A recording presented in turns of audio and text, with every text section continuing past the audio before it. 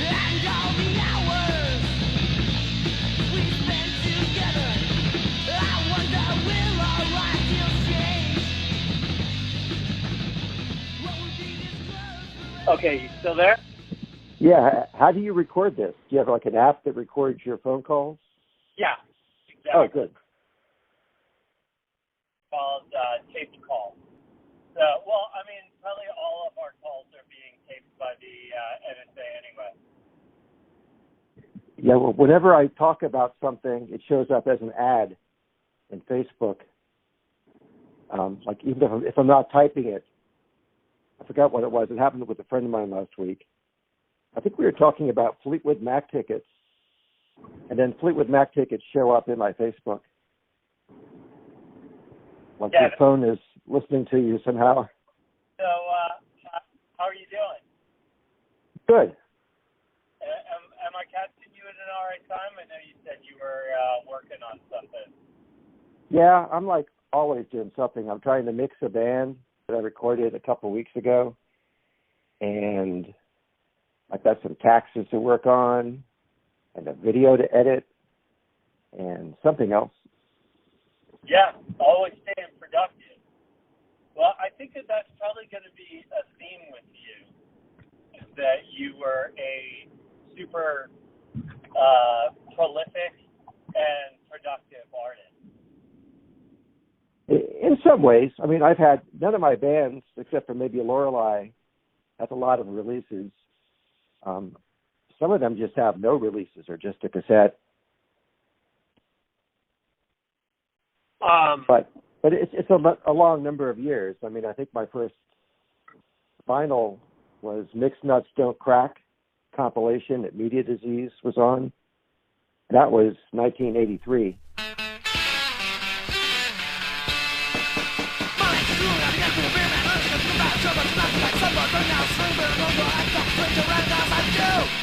And I've noticed that, I guess, I found a website that I think that you probably put together at some point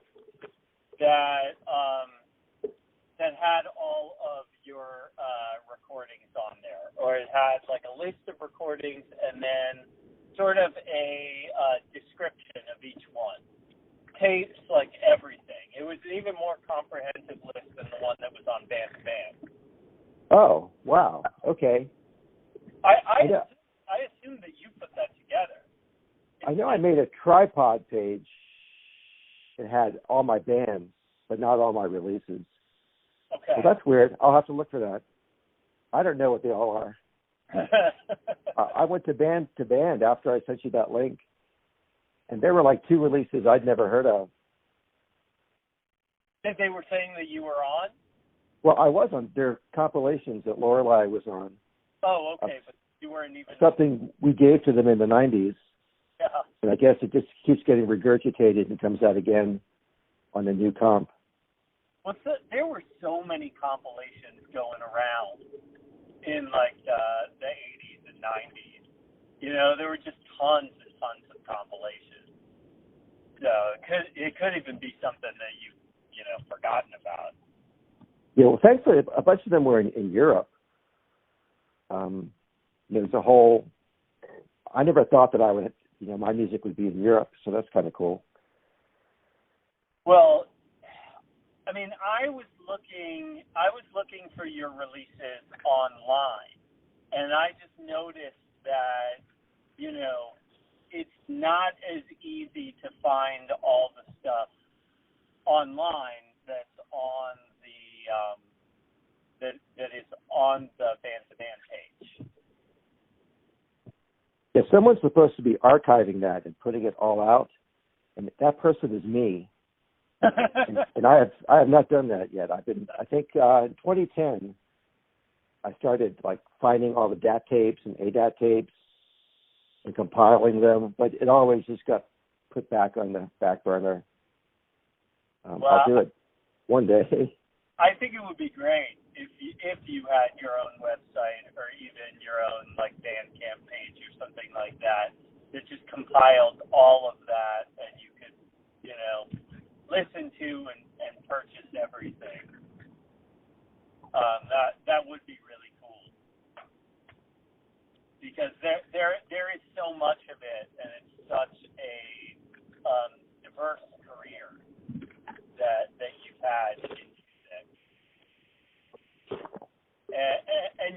you're just kind of searching things around, it's hard to figure out, well, okay, what's here on YouTube? What's on Spotify? What's on, any of the different places that you might listen to stuff?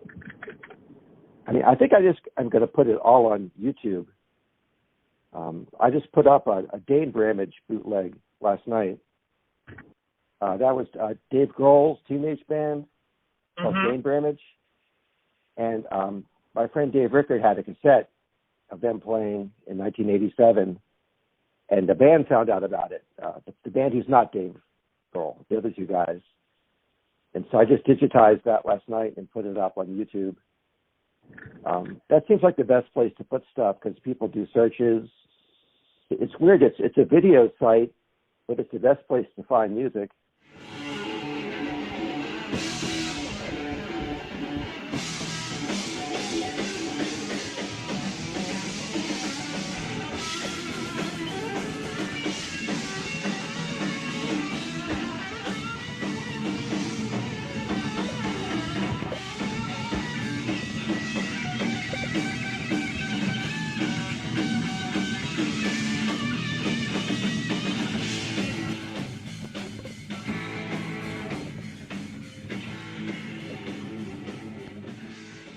Well, they're definitely trying with their YT Music app to be, competing as a music streaming service.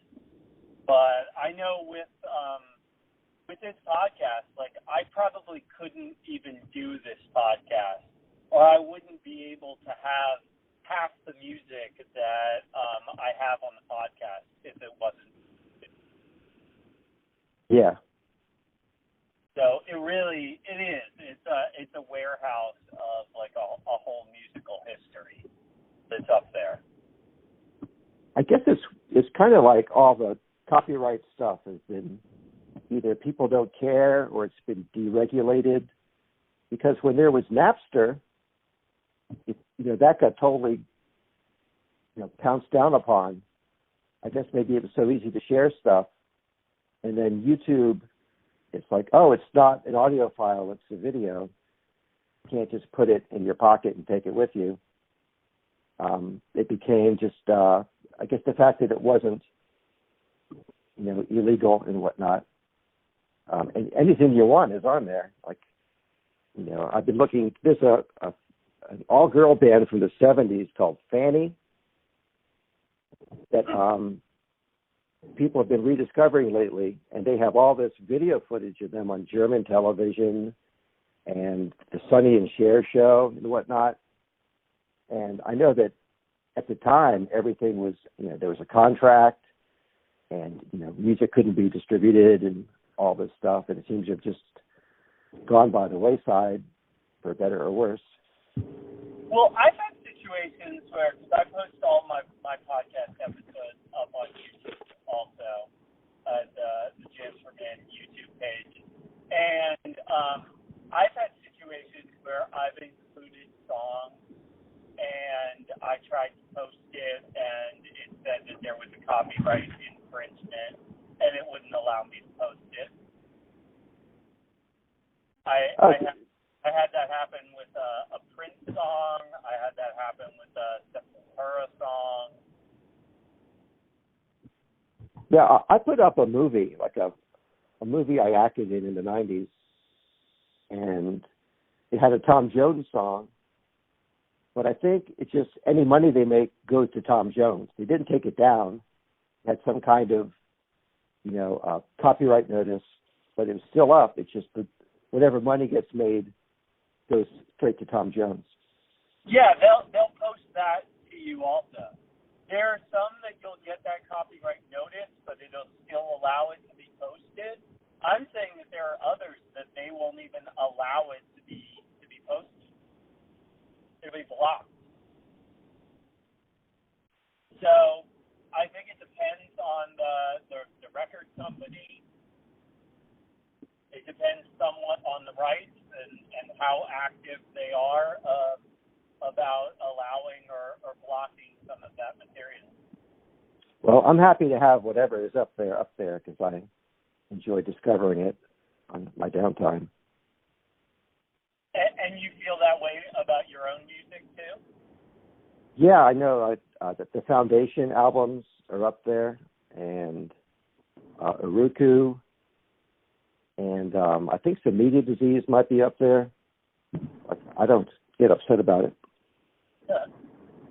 Good. Well, now that you're bringing all these releases up, let's go back to the beginning of you kind of playing music, and maybe we can chronologically try to hit a bunch of these bands that you've been in and done these releases through. Where did it start musically for you? Probably unlike most of the people you interview, like I wasn't making music as a teenager in high school, which is the best time to make it because you can come home from school and play drums for 3 hours and get good at your instrument. Like I was pretty much 20 or 21 before a coworker said, "Do you want to buy my drum set?" And I thought about it, like, okay. And then I had a neighbor, and he would play like UK subs and all this cool punk rock I would hear out of his back window. I didn't know who he was. He was just some kid who lived next door to my dad and the second wife.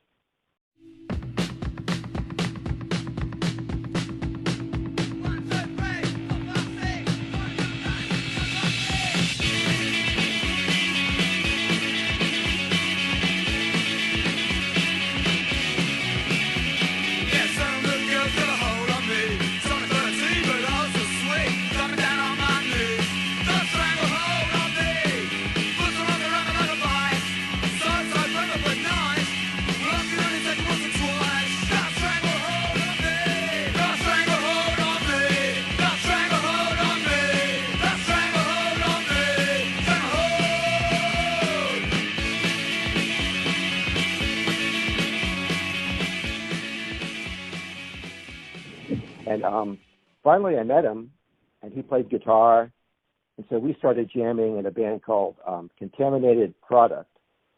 We played maybe one party, and around that same time I met John Cobbett, who's the guitarist for Media Disease. I think he'd seen me at some shows, and he came to my movie theater. He was around 15. I guess I was 21 or 22, and he said, "Hey, are you a Georgetown punk?" And I'm like, "Well, not really. I know who those guys are. I don't think they would, they wouldn't let me into their club. I don't believe." And he's like, "Yeah, I'm trying to start this band." And he's really downtrodden because he went to Madison High School, and the jocks would beat him up and like put his head in the toilet. Put him up in a tree with his jacket. Like they would put him in a tree with a branch behind his jacket and then zip his jacket up and then laugh and leave. And so, a typical punk rocker. And so I was like, let's jam. Let's do some punk rock. And that was the genesis of Media Disease. And did you have your own house at that point? Where were you living? Yeah, I lived with my mom in Sterling at that point. I think I lived on my own around 23. I had an apartment in Seven Corners. A bunch of punks lived nearby. There's a band called Scam, and Scream. The guys from Scream lived by there. It's kind of a cool mini scene. You could carpool the shows with people from Seven Corners. But now I live with my mom. We practiced at my mom's house briefly, and then mostly we practiced at John Cobbett's house. And eventually his brother, who was 13, joined because we couldn't find a bass player. Like, we wanted to have a girl bass player for some reason, just because it looked good on stage. And we would audition. I would meet some girl at a show, and they would all say, "Oh yeah, I play acoustic guitar." And we do an audition, and they weren't good at bass. And then eventually his little brother was like, I'm as good as anyone you've had audition. And he was a cute little 13-year-old kid, so that fit the bill. Yeah, that's got to look somewhat cool or interesting on stage. Yeah, if you go to the Band in D.C. book, do you know that book? Yeah, of course. There's the media disease picture. You know, he's in there. You know, there's a guy who's 23, a guy who's 15, a guy who's 18, and then a bass player who's, 5 foot tall and he's 13. It's very cute. And you guys played shows with him, like you played clubs.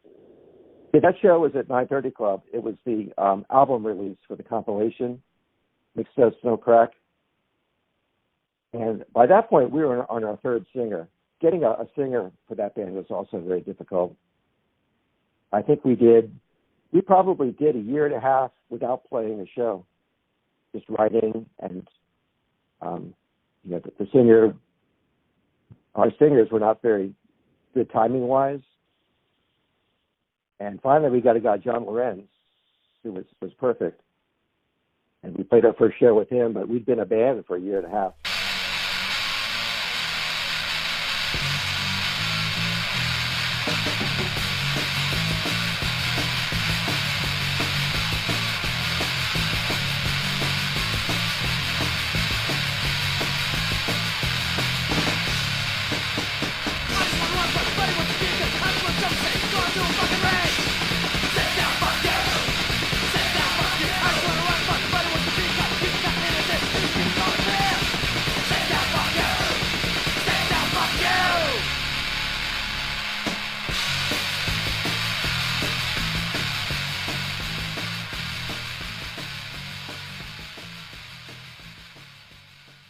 Was it easy for you guys, being from Northern Virginia, booking shows in D.C.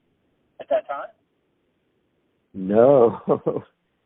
A common thread, I think, of this podcast, people saying that the D.C. scene is very cliquish and insular. Which I don't fault it too much for that now, but at the time I felt that was the case. And although it's a band like Void, who are from Columbia, Maryland, in the heart of Prince George's County, and I guess if you're good enough, you're accepted. I mean, Media Disease was not a great band, so I can't really fault our lack of success to clickism, if that's a word. But yeah, we had a difficult time. I mean, our demo was ridiculed by Discord people. They're all my friends now, but at the time, we even had a fake show. Like, this is someone called John and said, "Hey, do you want to play at the Chancery?" which was a venue on New York Avenue. That's where I first saw the Teen Idols. That's where I first saw Government Issue. But I thought it had been closed as a venue. And John's like, "No, we're going to open for the Obsessed. It's a last-minute show." And we just gotten our new singer, John Lorenz. So we show up there. It's raining. It's like a torrential downpour. And we have all of our equipment. And there's no show. It's just someone was playing a trick on us. Oh, man. And I laugh now. I chuckle about it. But our singer, John, was just running up and down the street. "I know you're watching me, you mofos. I know you're watching me." It's a good scene for the movie, if anyone ever makes a movie about media disease. That is rough. That is to play on an upcoming band. Well, I know who did it, actually. I found out years later. And I'm not plotting my revenge or anything, but unless something really brilliant comes to me. But no, I don't have many, I don't harbor any ill will towards these people. Like, I still, I'll talk to Ian MacKay once every 2 years for like 5 minutes. And and Brendan from Fugazi. You know, I know him through common friends now. So They were the ones that played the joke? no, don't say that. No, it was a guy named Jason. Like, it wasn't even a band guy, but just the general. You know, the Media Disease in a nutshell was a band that was poorly received, but it's kind of cool that when they're mentioned now, they're like, oh, why weren't these guys bigger? You know, they sound like total DC hardcore. You know, stuff I read now is very complimentary, but that wasn't really the case. We played Wilson Center. We played a show with Boyd. We had some good shows. We played Government Issue is a common theme with me. Government Issue was always nice to my bands, John Stab. And how did you get into all this music? Was it that neighbor that was playing that stuff, or did it start earlier? Because you said you didn't start playing music till 21, but how did you get into all of this DC punk music? I think I didn't know it existed. I'm of the age group, because I was born in 1960, where I should have been going to late 70s, just, you know, the Slicky Boys and the DC and Nightmare and all the cool DC bands before hardcore. But living out in the suburbs, I didn't know anything about that kind of music. But when the Sex Pistols and the Ramones and the Clash, when that all started breaking, I stopped listening to The Doors. I stopped listening to Alan Parsons Project. I stopped listening to Yes briefly. I'm now back with Yes. And I stopped listening to poppy music like the Carpenters. Like, I was a total lightweight up until Sex Pistols, Ramones, Clash, 77. And then, the kid through the window, he told me about the hardcore scene. And so he took me out to my first show, which was the Cramps, and Teen Idols were opening. And like Mike Davis told you in his interview, music was an unreachable goal for, anyone like me, until you see the Teen Idols and, oh, anyone can do this. Why not me? And then maybe a few weeks later, we went to a Teen Idol show at the Chancery, and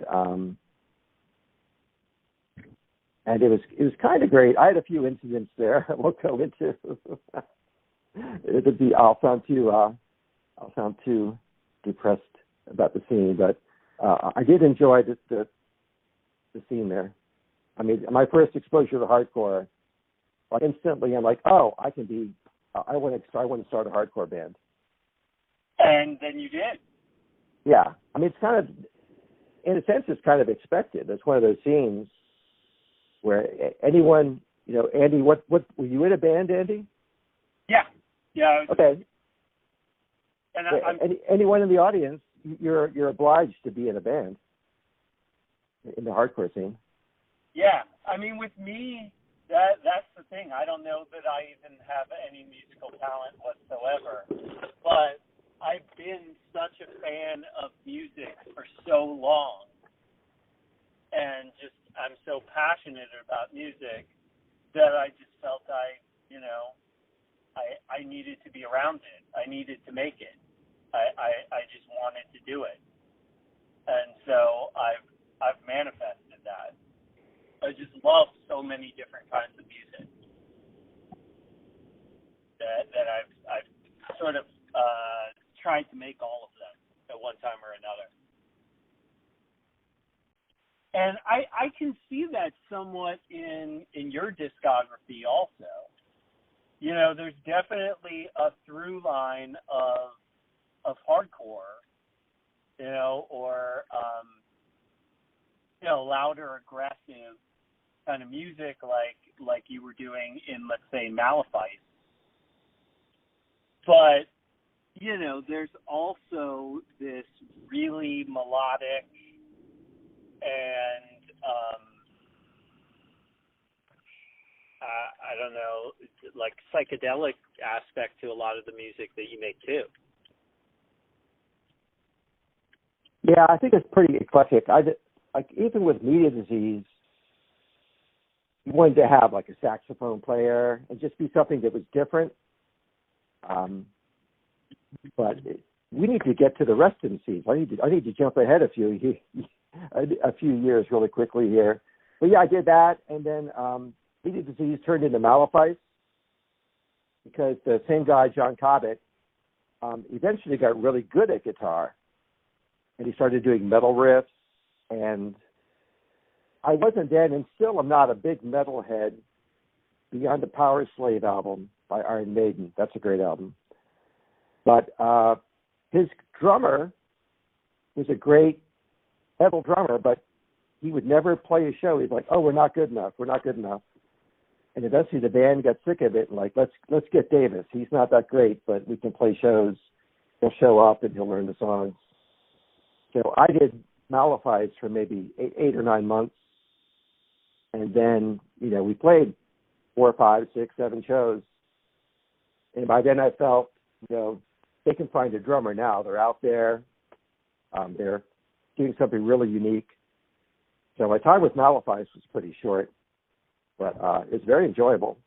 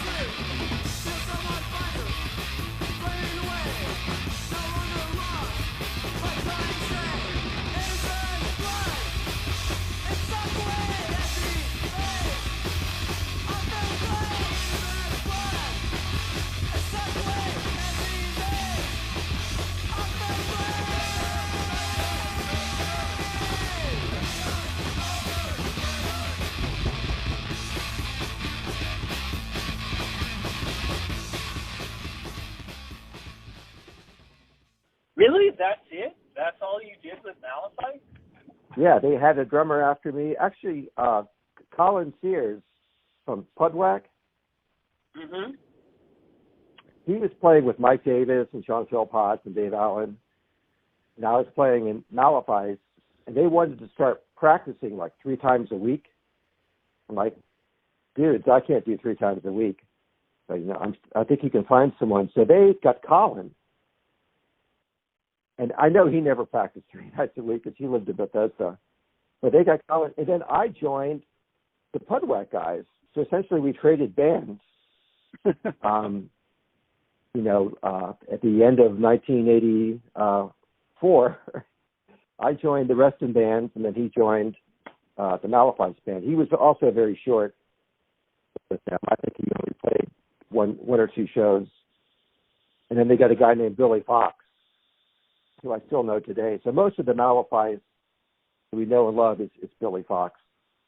Where was Malefice based out of? The high school in Vienna, not Oakton, the other one, Marshall, I think it was called Marshall High School. I could be wrong. No, Marshall's different. Man, I forget the high school in Vienna. But Malefice is based out of Vienna, Fairfax. Okay. I mean, Madison High School. Yes. That's nowhere close to Bethesda either, though. Yeah, eventually I did move to Reston, and I think that was after Foundation. I think I was still in Sterling, and then I briefly lived in Germantown, Maryland, when I was playing with Foundation with Mike, and then Ron Winters, who you've also interviewed, was in Foundation when I was living in Maryland. But I think we practiced, and we must have practiced at my mom's house in Sterling. Now, did you record it all with Malefice, or was that all? It was just live shows? Well, they did a really good recording with the first drummer, with Jim, the guy who wouldn't play live. Mm-hmm. And then that didn't come out until like 5, 6, 7 years later on a bootleg in Germany. But I played on their single, Overboard. And it's the last time I'm going to mention Dave Grohl, I swear. But I met Dave Grohl. I played a show with him in '87 in Pennsylvania. And he's like, man, I used to take that Malefice record and put my headphones on and drum along to it. And I don't know if he's just blowing smoke up my ass because my drumming is not very good on that single. But I'm never going to forget the fact that Dave used to come along to my single. Makes me feel really good. Yeah, that's a pretty great compliment. So Foundation, once you joined that band, where did you guys go from there? It kind of mirrored Media Disease to a certain extent. I mean, the Pudwack was kind of a comedy band. You know, you don't want to say joke band, but that's what you say about someone else's band. You don't call your own band a joke band. I mean, they would say that their songs were intended to be funny, you know, that they weren't taking themselves very seriously at all. I liked a lot of the Pudwack songs. You know, had you seen Pudwack play when yes, they were? They played with Malefice at Arrested Community Center. DC 101 Battle of the Bands, I think. I could be getting my shows confused. No, I think they played that show. First one to tell me about that show, and he was there in the audience. Who was that? Brian Stewart, who went on. Oh, yes. Yes. And now I'm Ruined by Design, told me that he was in the audience at that show. And that was part of what gave him the idea for Jam for Man. Yeah, it was pretty fun. There was a band called Guys Who Like Snacks. The cover band. It was just a whole potpourri of South Lakes High School bands for the most part. But yes, Foundation played in Brian's house, I think, at Brian Stewart's house. I think it was his house at a party. And yeah, I met Brian probably that day. We played at his house. But yeah, Foundation was not successful with the other DC bands. We kind of had, we had friends, we knew the Dag Nasty guys, we knew Gray Matter guys, this and that. But yeah, we had a hard time getting shows as well. But we went on tour. The tour was pretty fun. Mike kind of left out a really great story. Maybe his, he doesn't want it to be out there. I don't know, but we played in Detroit.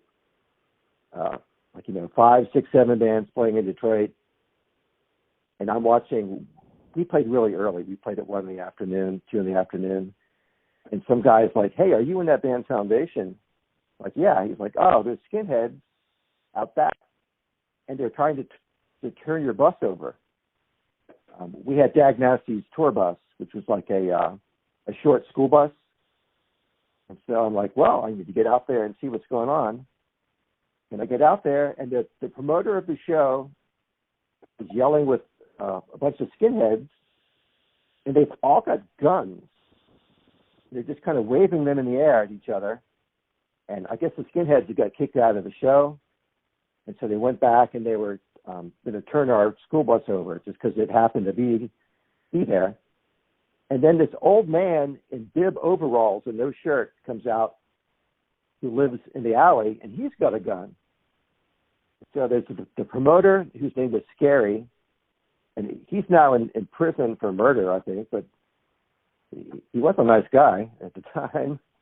And skinheads, the guy comes out, I'm like, okay, I'm going back in. The three guns, and I'm out. But as I'm going back in, it all just dissipated. Everyone just put their guns away. the skinheads went away, the old man went away, and the show didn't get canceled. I'm trying to imagine a show in D.C. where guns are drawn and the show's not canceled, but it didn't get canceled. And so then I see Mike Davis later on. I'm like, hey, Mike, I got to tell you about what happened to our bus. And he's like, I was in the bus. I was hiding in the bus while they were trying to turn the bus over. He must have been so traumatized. He's forgotten. Maybe, but and then Ron, our bass player, somehow he missed it all. I don't think he went back there. I can't recall.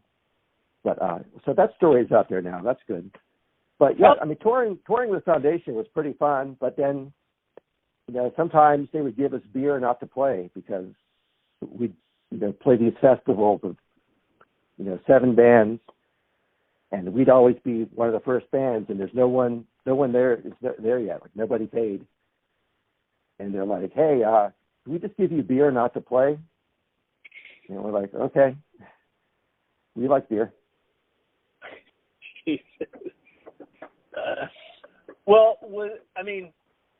You said that with media disease, it was that you didn't feel like you guys were really good enough to garner that sort of notice, or to play DC or be regarded as up there with any of those bands around that time. Did you feel the same way about Foundation? To a certain extent, I didn't feel that we were as good as the DC bands. No, our songwriting, our best songwriter was Dave Allen. From the first album, he wrote a song called Voyage. It's really great. And then It's Not As Bad As You Think.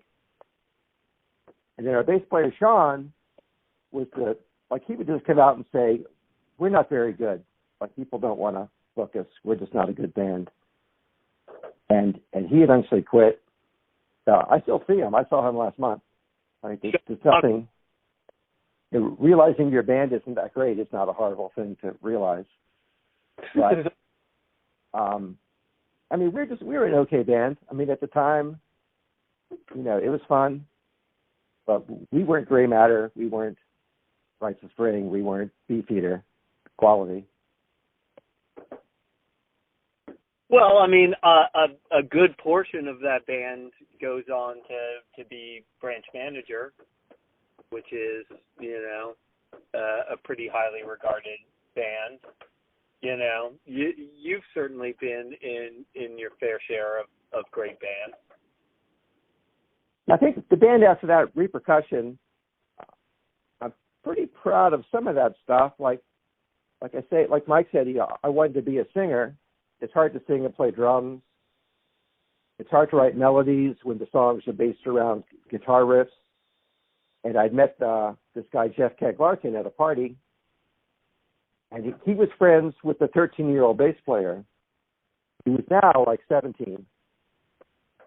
And we got together for some reason, and we were working on a song together. It was the Media Disease bass player, Jeff, and me. And he was very easy to work with. Like, I would sing a melody, and then he had some musical training. He's like, oh, you're going from this chord to this chord. And see, I can play the melody in the chords. That's brilliant. I need someone like you. I can just write a melody, and then you can come up with the music.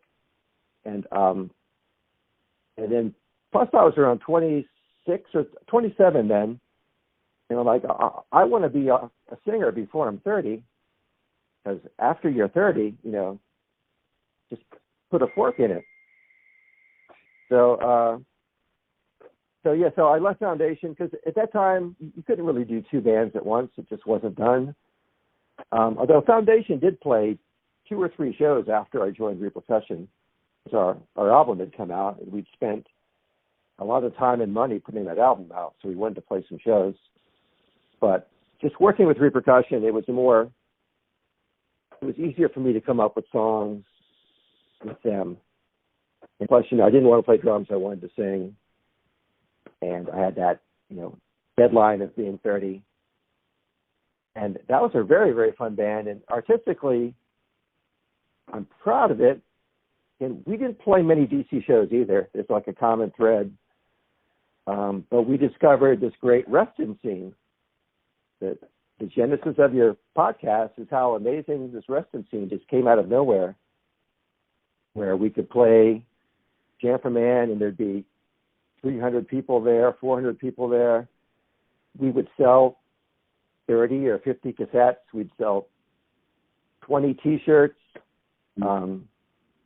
It was more fun than the DC scene in some ways. Well, how did you get hooked up with this Reston scene, or how did you discover that this was going on? Brian Stewart. Everyone's going to say Brian Stewart. I think Repercussion had trouble getting in with the Reston scene because I was so damn old. Like Avail, there's interviews where they're like, we're the youth of the scene. We celebrate our youthfulness. And then here's this band. Oh, that guy's like 27 years old. And somehow we got a garage show in Reston. I think we played with Remission. And it was a good show. And Brian was there, maybe Joe from Avail. And we're like, oh, we got to hook these guys up. This is, we've been mistaken having this age prejudice. It's unwarranted. And so we played a few shows with Avail, DC Space, Jam for Man. They were delightful to work with. And so you said you played 3 Jam for Man. I know we played at least 2. I feel that we played 3. One was with Avail, and one was with maybe Transilient. It was in the spring. I remember the poster had spring flowers on it. And then a later show, maybe 91, I had already joined Lorelei by 91 because I was 30. I'm done with hardcore. But we had the Repercussion cassette out, like, oh, we got to promote the cassette. So I did both bands for a while. And that was the only time my dad ever saw me play, with the Jam for Man in 91. What do you remember from that?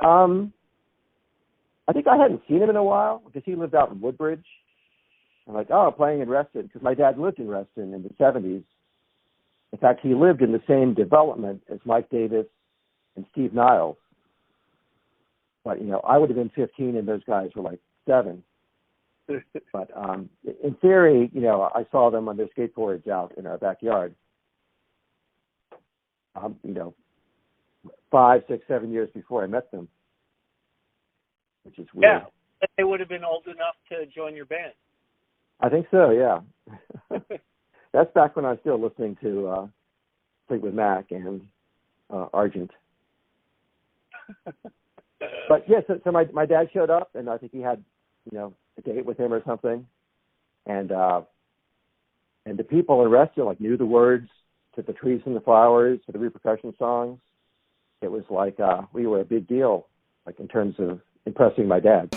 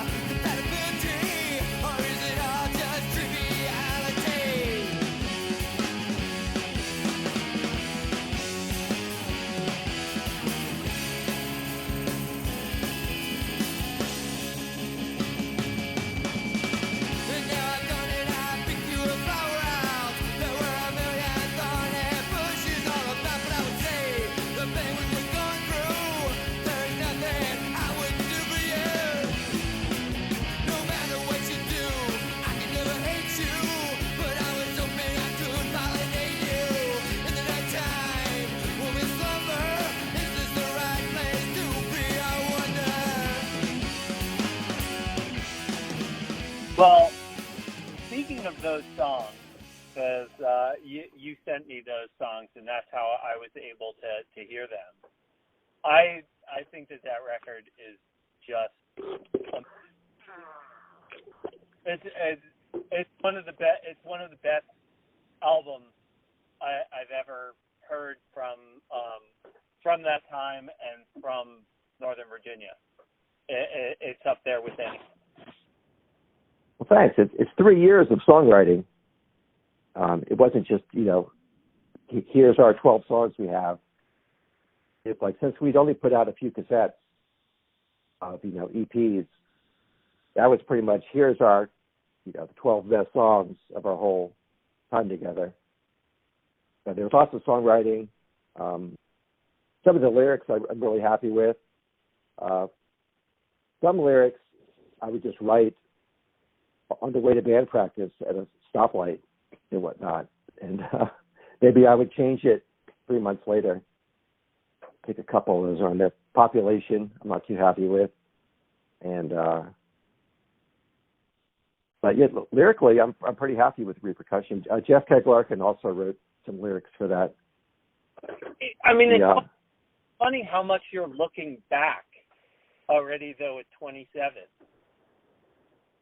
In terms of your lyrics, like how sort of nostalgic or it just thinking about the choices that you've made in life already to that point, that stuff seems to come out in your lyrics. Yeah, I mean, some of that is, based upon who I am. And then a lot of it is just being a character. Like, I felt writing lyrics, like, I'm not a writer, but I felt I would be kind of literary, and I would make up a character and make up a backstory. And then people would think, oh, did this really happen to you? Because that's, hardcore. If you have a lyric, oh, this happened to that guy, and you wrote the song, I'd have to tell them, no, none of these bad things have happened to me. I'm just creating a character and creating a scenario that doesn't necessarily exist. But then, a lot of the stuff about, life choices and looking back, but that's all the real me. Well, what about, like, let's say a song like Childhood Friend? Well, that's Jeff's lyric. And actually, that lyric is about the media disease bass player who was Jeff's childhood friend, who had moved, either gone to college or moved away. I guess he'd moved away for college. And he was determining that they're becoming out of touch with one another. So he had the genesis of that song, and then I just took his theme, and I think I wrote the verses. But it was based upon the song idea he had come up with for the chorus. It's a beautiful song, and the recording of it is quite advanced. That's our great band. The drummer, J.P. Evans, we had him, and then he went to college. We got a guy named Chris, and then a guy named Danny McGee, who played on the Trees and the Flowers cassette. And then, Transilient. Yes, he was from Transilient, yes. But then JP came back for an extended summer, and we're like, man, we can either play for 4 months with JP or keep playing with Danny. But we really, really enjoyed playing with our first drummer. And so we kept JP for that summer, and we did the album recording with JP. And JP's brother had joined the band, John, and he was the recording guru. Like, I wish I'd paid more attention to how he got some of those drum sounds, because he was very meticulous. He was not punk rock in any way. Like, he let me get away with having kind of punky vocals. It's like I could always say that Neil Young doesn't sing in key, and he was a big Neil Young fan. But I think he wanted more professional sounding vocals from me, but he lived with the vocals I gave him. But he was very very detail oriented, and he was able to make that sound. You know, it's a 8-track reel to reel, and it sounds like a 16-track. I mean, that guy was super talented as a producer. Oh yeah. Seriously, I mean, the record sounds better than anything else from that time. He works for, I think, NPR now. He's in Minneapolis, so he is an engineer. He doesn't do many bands. He might do bands. He should. I only see him over Christmases and whatnot. Well, you know, that album, it seems to me, could have gone right up on the radio. You know, it's not a hardcore punk album. It's a rock album, and I don't know, it feels very accessible to me. I'm not saying it was like poppy or anything, but I just think that people would have really, really connected to those songs. Like you said, the kids from Reston knew all the lyrics. Yeah, I was always shocked that people, you know, were relating to the lyrics, because I'm, you know, the common theme, I'm 10 years older than everybody who's listening to the album. And so for me to be able to write something that someone younger than me can identify with felt good. And just the whole Reston scene was so positive. Compared to the DC scene, they had kind of, you know, it's cliquish. Although, I mean, I went to shows in DC twice a week. Yeah, it was a very special time in the early 80s, and we knew it. Like, we knew we were, you know, the hardcore scene in DC was going to be something that was going to last forever. It's a very, you know, from 81 to 86, which is an amazing period of music that, you know, they're still making documentaries about to this day. But anyway, so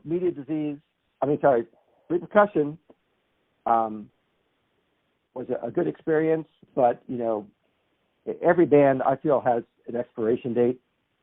And then Jeff wanted to go to college out of town. So he went to music school in Boston. JP, when he graduated college, moved to Texas. So it's a question of we don't even want to do the band without JP.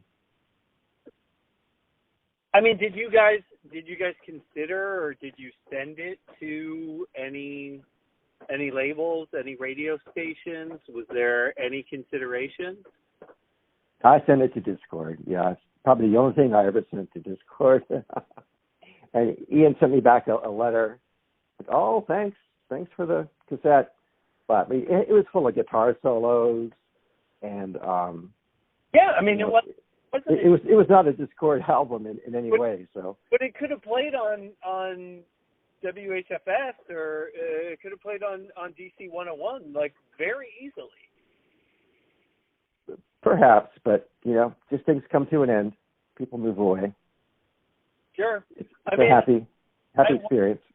You know, because during that time there was a lot, and especially from that, like, hardcore scene, there was a lot of, you know, ideas of, if you were on the radio or whatever, you were selling out.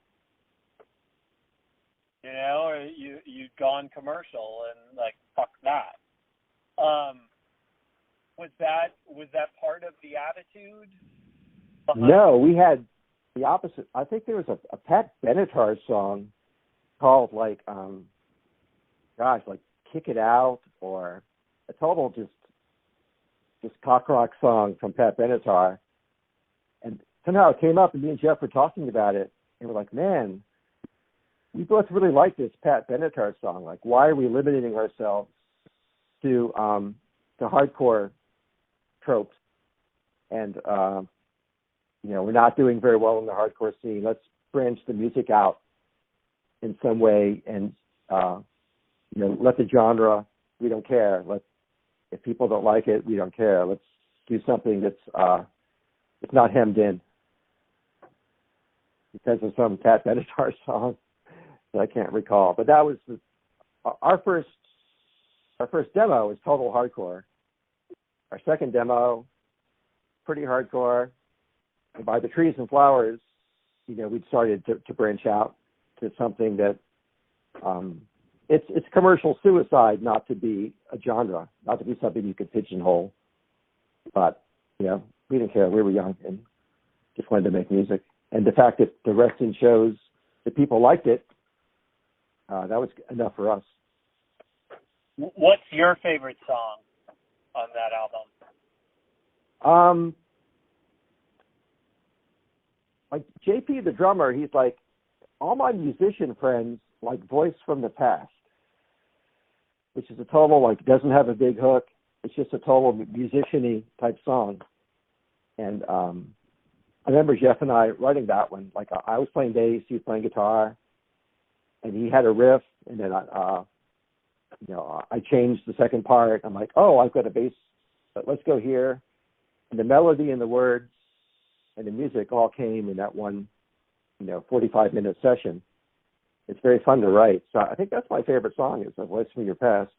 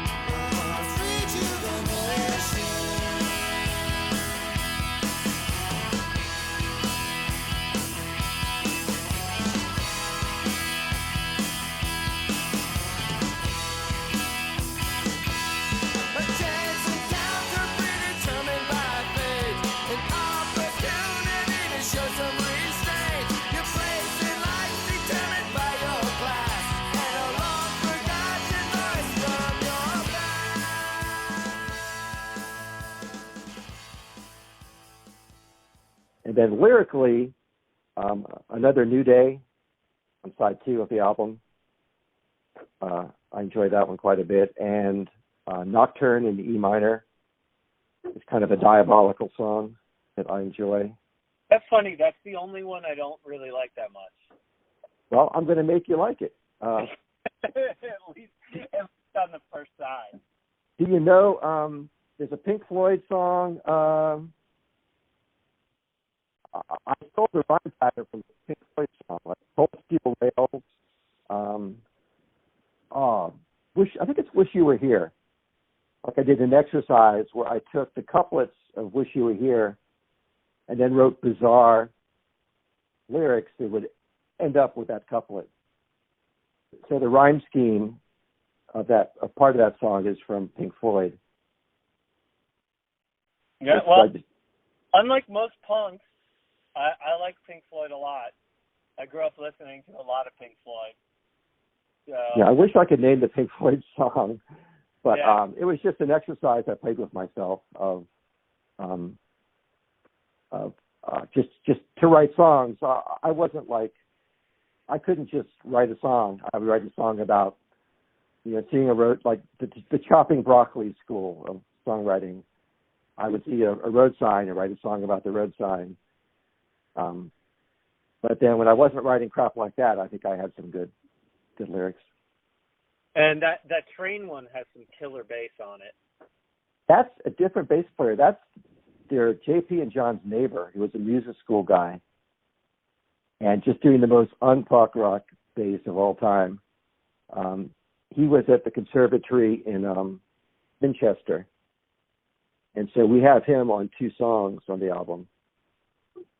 And it's just so anti-punk rock. We're like, okay, let's put this weird, techno jazz guy bass line on here.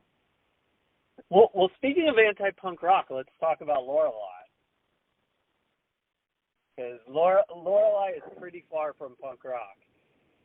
Yeah, I mean, they're like, I was 30, and I'm like, nobody wants to see a 30-year-old guy on stage. I'm going to just be the guy in the background of the band. If I have a commitment, it can't make the show. The band can still play. And I also kind of felt that during the punk rock time, you want to make albums that are timeless. Like, you want to make Abbey Road. You want to make, an album that people are going to keep talking about forever. But in the 90s, I started hearing stuff from England, like the Charlatans UK and stuff on HFS. And like, this is interesting, but I think this music is only of this time, and it's kind of disposable, and it's really fun, but it's not something that people are going to talk about. After the hardcore scene of the 80s, I knew that would live forever. So I kind of had a mental attitude of like, I'm just going to make music for now. Like, I don't care about the legacy. I don't care about, what people are going to think about it. And so I met the guy from Lorelei, which goes into another common theme. We were at a Halloween party at AU, and he was 15 and I was 30. And he had seen Repercussion. Actually, he had played a show with Repercussion in his band. And he's like, hey, you're the guy from Repercussion. And unlike most 15-year-olds, he was like 6'6" and was pretty much an adult. Like, he wasn't a 15-year-old kid. He was just a 15-year-old adult. And so I talked to him for like 2 hours that night about the Charlatans. He's like, oh, there's all this cool UK music with, it's called shoegaze and the swirly effects, and it's got dance beats, and he starts, doing the beat. And like, oh, that would be fun. And so I was playing mandolin then, so I joined the band as the mandolin player. And we got guitar player Dave, and we auditioned a bunch of singers. We went through, like, I think 2 singers, maybe 4 drummers. And I'm friends with all the previous drummers. And we put out a single on Slumberland with Gina singing. And then, as always happens, the guitar player went to college. So the first generation of Lorelei was very poppy and, a girl singer. But we decided we had to replace the guitar player because we had a single coming out.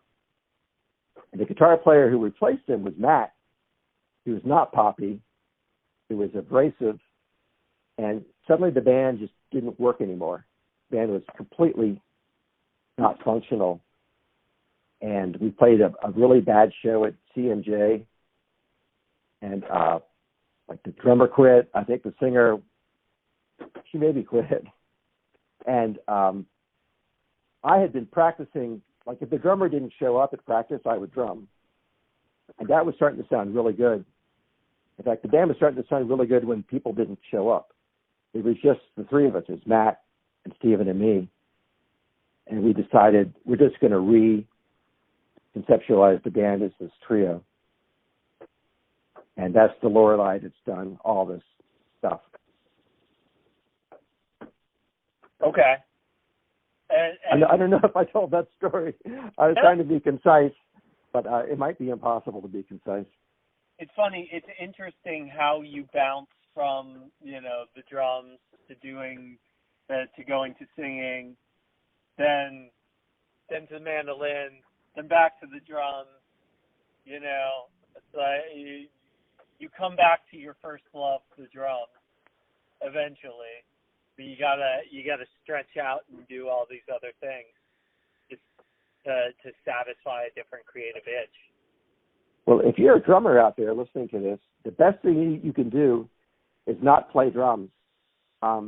Play something else, and you're going to come across some really good drummers and some really annoying drummers and some bad drummers who mess up your time.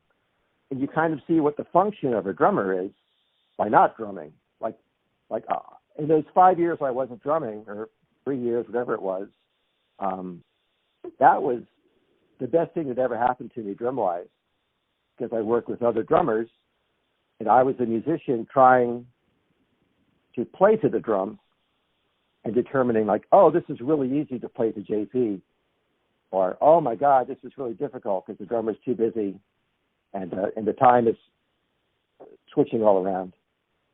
So if you want to be a really, a drummer that people want to work with, do something else for a while and experience having to put up with a drummer. And then you'll become someone that people can put up with, hopefully. That's my lesson for the kids today. That's super great, useful advice. I doubt a lot of drummers are going to take it, but I think that's awesome advice. And I could see how that would work really well. So which is your favorite of the Lorelei? You like the later version of the band as compared to the original conception? Well, the original band was more fun because the guy, Dave, the guitar player, he was fun as hell. Oh, my God, I love hanging out with him. I mean, that band was only January to September of 90, I believe. Maybe 91. And, when he moved away to go to college, that was horrible. But we only had one really great song, which was the single, The Bitter Air. In fact, there's a movie called something about High School Wallflower. What was this movie called? Perks of Being a Wallflower? Yeah. They approached us about using The Bitter Air in a gymnasium scene. I haven't seen the movie, but the woman who does the sound licensing was way into it, and then she sent it to whoever makes these decisions. But that song was recorded on an 8-track. The drums are in mono. It's a completely crude recording. So it wasn't used in the movie. I can't remember who replaced us in the soundtrack. Like when the album came out, I'm like, oh my God, are we on here? And I forget what band is in the scene. But yeah, it was a very crude recording, unfortunately. But that song is, most Lorelei fans like that song and don't like anything we did after.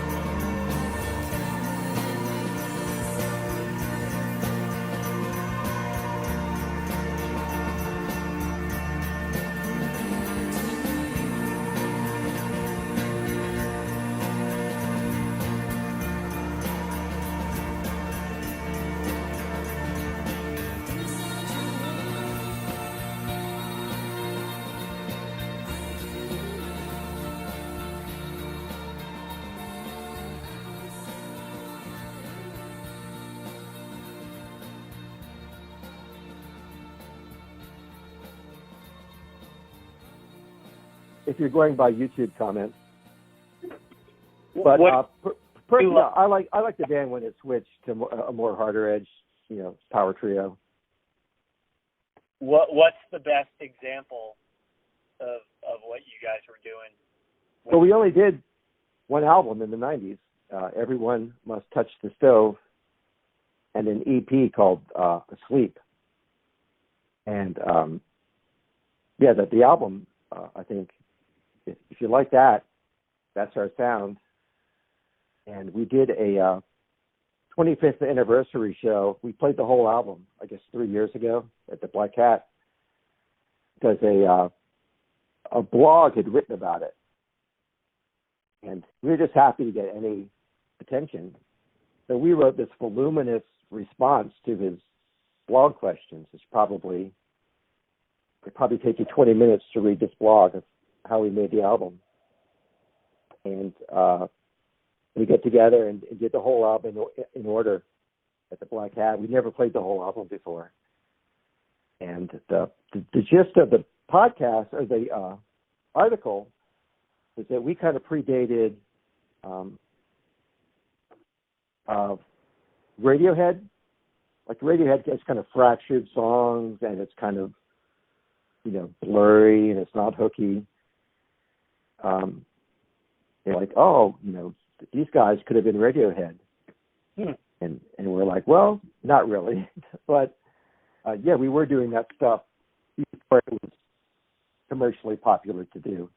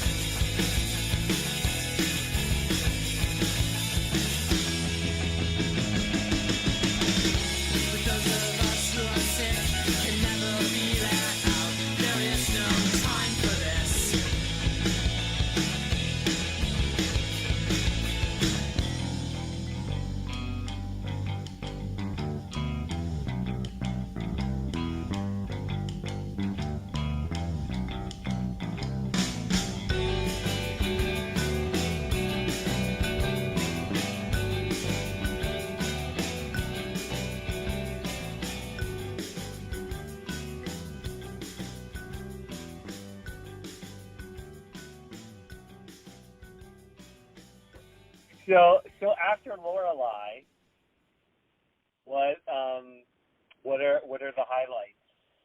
Well, we went around from like 90, 91, like 96, 97, and then Matt moved to San Francisco.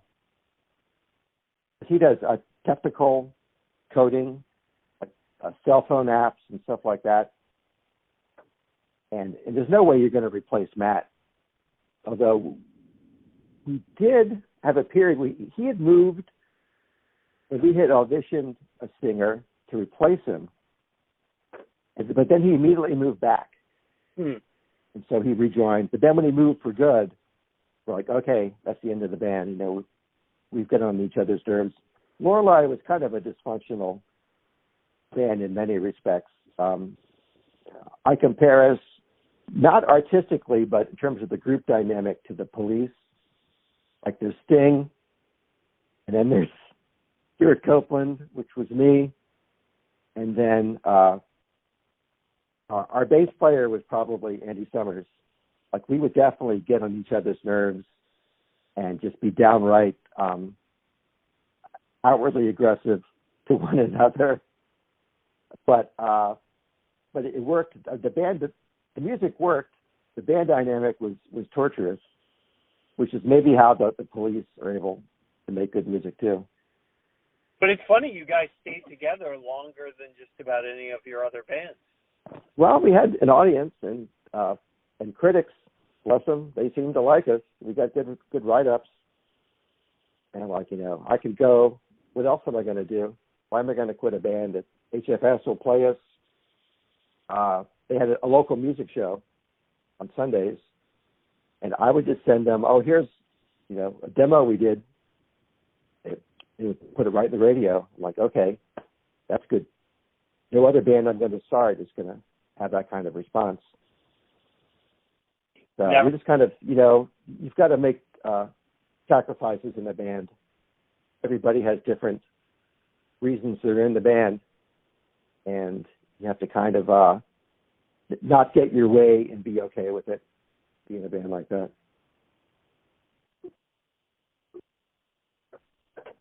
Well, so were you, after that, were you focusing on playing, or were you focusing on recording more? I started recording teenage bands, because I had, between Repercussion and Lorelei, I bought a whole lot of recording gear. Microphones, a big mixer, Mackie mixing board. And so I would just bring it all to teenage bands. Somehow, it's like, oh, you got to get Davis White from Lorelei to record you. And I didn't have the talent that John Evans had, the guy who recorded Repercussion. But I could get a sound on tape, and it was decent, and we would do it very quickly. So I would bring my stuff to a band's practice space, and, do 4 or 5 songs, 3 songs. Sometimes I did a whole album. So I did that from 96 to 2001. And did you have good success with those bands? I mean, did you feel satisfied with any of the recordings that you made during that time? Yeah, a bunch came out. I mean, probably 5 or 6 albums came out on CD. And it's not brilliant engineering, but sometimes the band, this one band, Gen Hit, their album came out really well. And then their guitar player, he became a really good engineer. And finally, I'm like, you don't need to record with me. Like, you're better than me. Just record yourself. And he started recording his own band. Not a great sales model. No. I mean, I didn't charge very much. Like, when Foundation Time, I was spending a lot of money at Inner Ear. That album took like a year to make. And we would go in for a weekend, and then oh man, I got to save up $700 or $800 before we can go back. And so we go back 4 months later, because I worked at a print shop and made $8 an hour. So when I recorded high school bands, I'm not going to charge these guys a lot of money. I'm going to charge them, $200 for everything. Well, so now you're still recording. Yeah, I'm still, I Thanks did electronic music for, I'm forget being 30, then I was 40. I'm nobody wants to see a 40-year-old guy on stage. I'm just going to do synthesizer music. Because there's a scene in D.C. called Sonic Circuits. It's very welcoming. You could be just anybody and be accepted. But then I got pulled back into rock and roll when Matt and Lorelei moved back into D.C. after being gone for 15 years. And Lorelei did another album, and I played with this band called Rambling Shadows, who were all guys my age, doing kind of garage rock for 5 years. And I played with a band called Sanju semi-recently, instrumental trio. And then around 2 years ago, I joined this band called We Capillaries that I'm currently in. We played Fort Reno last summer. This is cool guy Pierre. He's kind of like my new Jeff Keglarkin. I can just play ideas off of him, and he doesn't have a preconceived idea of what the music should be. We can together come up with something that didn't exist before we sat down together. It's a very collaborative, even though he's the main songwriter and whatnot, but there's a sense of collaboration that I really enjoy for the first time since Repercussion, really. So we put out an album a year ago called People Food. It's on iTunes and Spotify and We Capillaries People Food, and we're working on a new album now. It's going kind of slow, but yeah, it's the first time since Repercussion I really felt like I'm in a collaborative think tank that's very satisfying.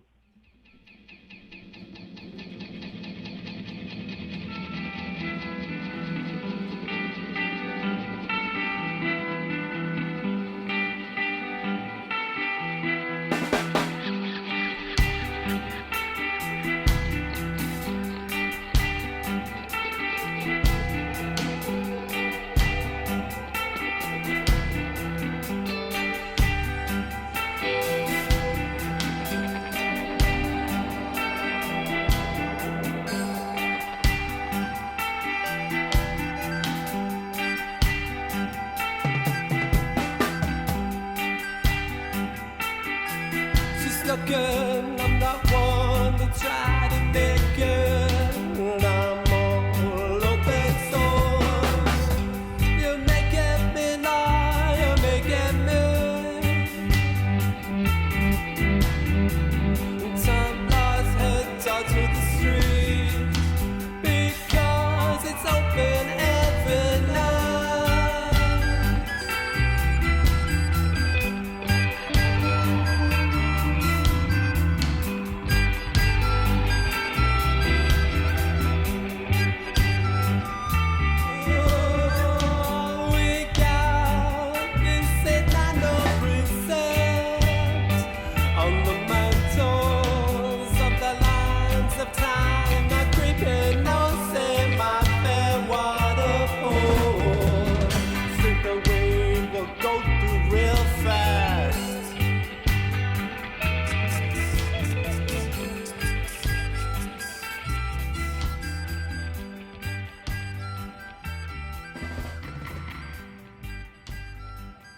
And it has, then how would you describe the sound? I would say it has some of those shoegaze elements that you were sort of exploring on that first Lorelei.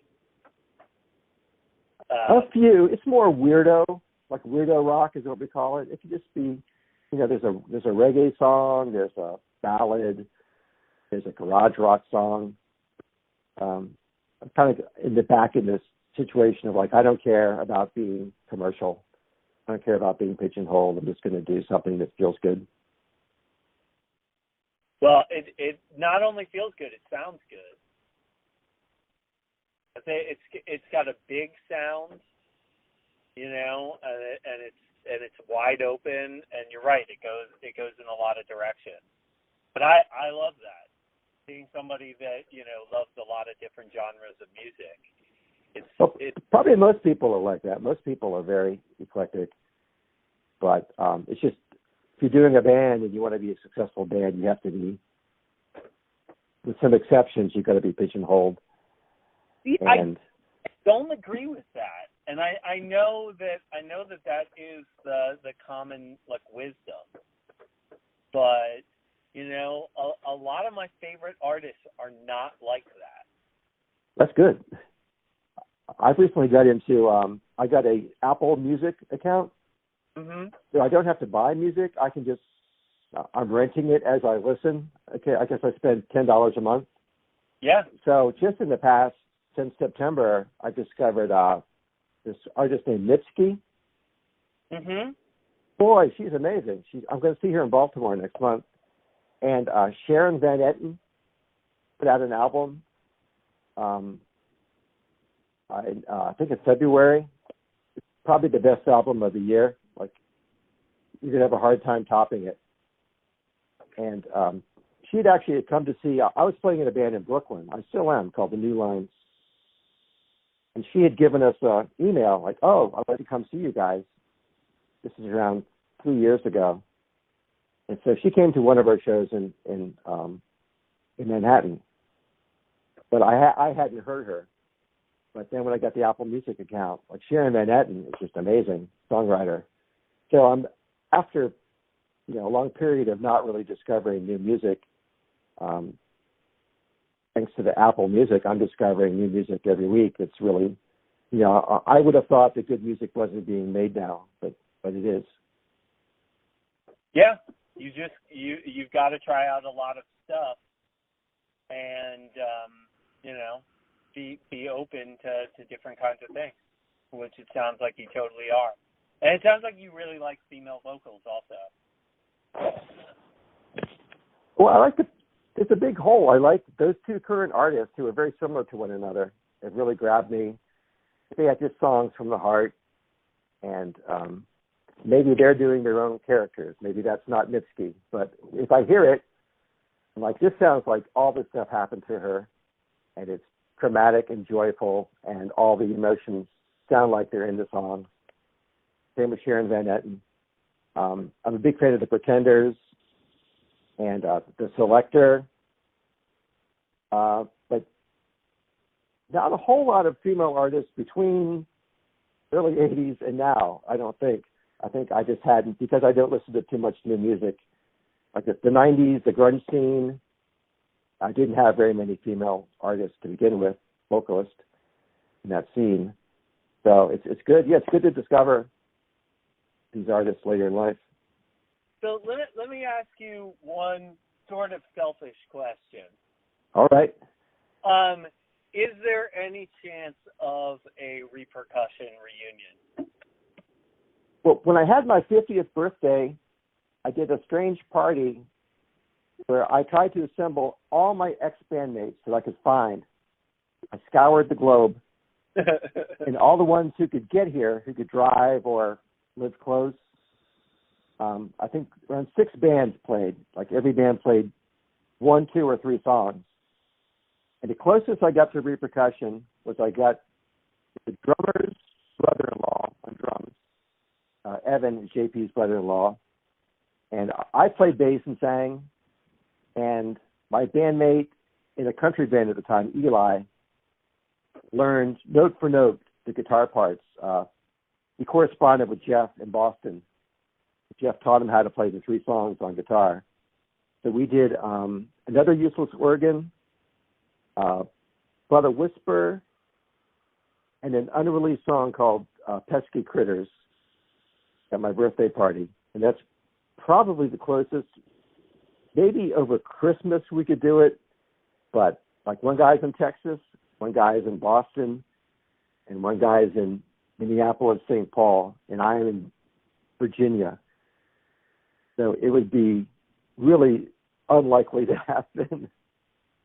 Well, since you're in Virginia, I just want to extend the invite to you. We're trying to put together a Jam for Man anniversary show, like a 30th anniversary of Jam for Man. And unfortunately, the Reston Community Center won't cooperate. So it may not be in Reston. It may have to be in Falls Church. So I don't know what you have planned this summer. Let me write it down. Are you able to find bands that can play? Yeah. I mean, look, most of the musicians that are playing with their current bands, and these are just people that played Jam for Man, but are going to play with their current bands. Spooky is looking to put a version of Transillians together. Oh, my stars. Okay, I got to be there. Of like Reston All-Stars. So I do, since you played, you're welcome to play with We Capillaries. Or well, is it 2 months from now, July, whatever? I'm pretty sure We Capillaries can learn 1 or 2 Repercussion songs, if that will placate you. And then do the rest of our set. We can do a short set. Cool. Yeah, keep me in the loop. I will talk to my bandmates. I think we've done a pretty good job here today. Cool. And yeah, thanks for thinking of me. I really appreciate you doing this. And honestly, I was so blown away by listening to that album last night and today, and again today. I just really loved it, and I've really connected with a lot of your music, but especially that Trees and Flowers album. I just think, you should remaster it and put it out there. You should get so much of this music that's not out there, but particularly that one. Yeah, I'm working on it. I really think, I'm not just trying to gush, I really think it's a masterpiece. Question mark. Not at all. Not at all, period. It is a masterpiece. And I loved it. I love what you're doing on that album. I think it's great. And I think everybody that didn't have a chance to hear it before should hear it. Like really, everybody should hear it. I'm honestly surprised it wasn't a huge hit. Well, nothing was a hit. I mean, it's it's the first Avail cassette hit. I mean, we love it, but to tell you that stuff, is Remission a hit? I love it. I know. But I think it's a hit in Ruston. For me, I think so many of the musicians that were playing during that time, that was a jumping off point. That kick-started them into a life in music. Yeah. And sometimes you don't, sometimes you don't start making your best music to your 50s and 60s. Or I'll let you know. We'll see how my next 3 years come out. I will be listening to every Wee Capillary's album that comes out and everything you put out. Probably. All right. Well, thank you, sir. Sure. And no, thank you. Seriously, thank you for being a part of this.